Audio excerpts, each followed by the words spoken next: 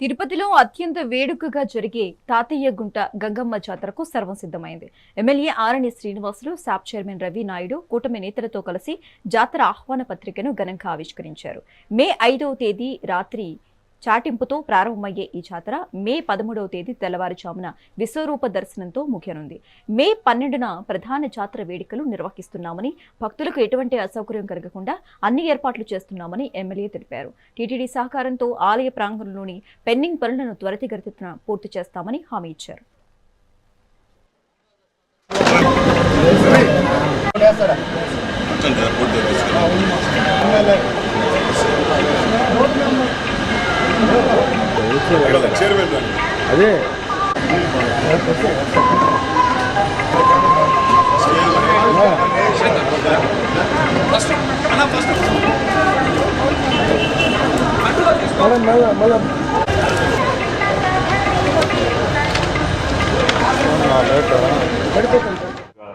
జరుగుతూ ఉంది.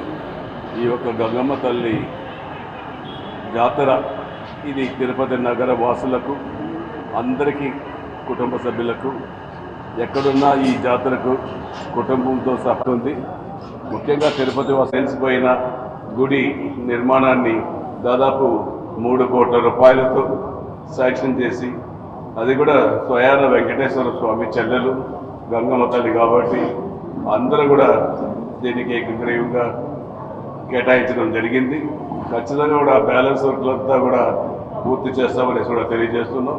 అలాగే ప్రైవేటు స్థలం ఇళ్ళు ఉత్తర దిశగా, నార్త్ ఉత్తర దిశగా అడ్డంగా ఉంటే దాన్ని కూడా ఒక బిల్డింగ్ దాదాపు 50 నుంచి 60 లక్షల రూపాయలు కొని గంగమ్మ తల్లికి చేయడం జరిగింది. ఇంకొక బిల్డింగ్ కూడా ఉంది, వాళ్ళతో కూడా స్థానిక నాయకులు మాట్లాడుతున్నారు. అది కూడా కొని బాగా విశాలంగా చేసి గంగమ్మ తల్లి భక్తులకు ఎటువంటి ఆటంకాలు లేకుండా చేయడం జరుగుతుంది. ఈ గంగమ్మ తల్లి పండుగకు కరపత్రాలు, గోడ పత్రికలు, ఇన్విటేషన్లు ఇవన్నీ కూడా ఈరోజు ఆవిష్కరించడం కూడా చాలా సంతోషంగా ఉందనేసి కూడా తెలియజేసుకుంటూ జరుగుతూ ఉంది. ఈ యొక్క గంగమ్మ తల్లి ఈ రోజున గంగమ్మ గుడి జాతర సందర్భంగా పోస్టర్స్, ఇన్విటేషన్స్ చేయడానికి వచ్చేసినటువంటి ముఖ్య అతిథి స్థానిక శాసనసభ్యులు ఆనంద్ శ్రీనివాస్ గారికి, ఈ కమిటీ చైర్మన్ మహేష్ యాదవ్ గారికి, బోర్డు మెంబర్లకి, మరొక ముఖ్య అతిథిగా వచ్చేసినటువంటి శాప్ చైర్మన్ రవి నాయుడు గారికి, ఇంకా వేదిక వెళ్ళినటువంటి తెలుగుదేశం సభ్యులకు, ఈఓ గారికి, నా ముందున్నటువంటి పత్రికాలకి, ఎలక్ట్రానిక్ మీడియా అందరికీ పేరు పెట్టాను నమస్కారం. కలియుగ ప్రత్యక్ష దైవమైనటువంటి వెంకటేశ్వర స్వామి యొక్క చెల్లెలైనటువంటి గంగమ్మ మనందరికీ వెలుగుతూ, ఆవిడికి ఈ జరగబోయే జాతర అంటే ప్రతి ఒక్కరు వాళ్ళ సంతృప్తిలో జరిగే జాతరగా ఇక్కడ ఉన్న వాళ్ళందరూ భావిస్తారు. కాబట్టి ఈ జాతరని మనము దిగ్విజయంగా నిర్వహించాలనే ఉద్దేశంతో ఈ రోజున ఇన్విటేషన్స్కి, తర్వాత పోస్టర్స్కి కూడా శ్రీకారం చుట్టడం జరిగింది. వార్షిక గంగ జాతరను వచ్చే నెల 5వ తారీఖు చాటింపుతో 8 రోజుల పాటు అంగరంగ వైభవంగా నిర్వహించుకొని 13వ తారీఖు ముగింపు చేసే విధంగా ఆలయ కమిటీ పెద్దలందరూ కూడా నిర్ణయించడం జరిగింది. రాయలసీమలోనే పేరెన్నిక కలిగినటువంటి ఈ గంగ జాతర వినూత్నమైనటువంటి వేషధారణలతోటి, ఏదైతే పూర్వము తిరుపతి గ్రామంగా ఉన్నటువంటి క్రమంలో పూర్వకాలంలో ఇక్కడ ఉన్నటువంటి మహిళలను చెరబట్టేటువంటి పాలేగాడు నుంచి మహిళలను, స్త్రీలను రక్షించేందుకు ఆదిపరాశక్తి అయినటువంటి అమ్మవారు గంగమ్మ రూపంతో వివిధ వేషాలలో గ్రామమంతా సంచరించి చివరి 7వ రోజు బైరాగి వేషంలో పాలేగాన్ని కనిపెట్టి అతని తల నరికి అంతమొందించి మహిళలకు, స్త్రీలకు రక్షణ కలిగినటువంటి ఆదిపరాశక్తి స్వరూపమే గంగమ్మ తల్లివారు. దాన్ని పురస్కరించుకుని 6వ శతాబ్దం నుంచి కూడా ఈ గంగ జాతరను నిర్వహించుకుంటూ వస్తున్నాము.